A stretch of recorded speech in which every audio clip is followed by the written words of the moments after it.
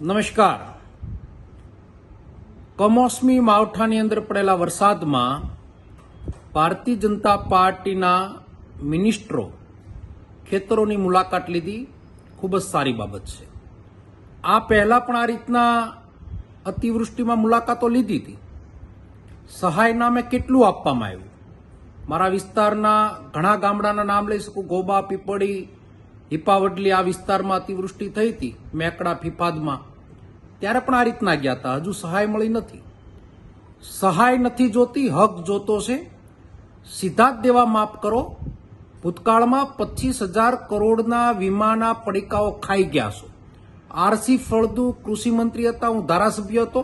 વિધાનસભાના ફ્લોર ઉપર પણ તમે સ્વીકારેલું છે કે પ્રાઇવેટ કંપનીઓના પ્રીમિયમ જે ભરાણા છે સરકારના પ્રીમિયમ સાથે કંપનીઓ ભાગી ગઈ છે. ત્યારે કંપનીઓ મોટી મોટીના 3-3 લાખ કરોડના દેવા માફ થાય છે.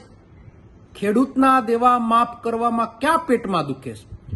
કોઈ સહાયના પડીકાની વાત નહીં કરતા અને સીધા જ ખેડૂતના દેવા માફ થાય એવો નિર્ણય મુખ્યમંત્રી લે એવી વિનંતી પણ કરું છું.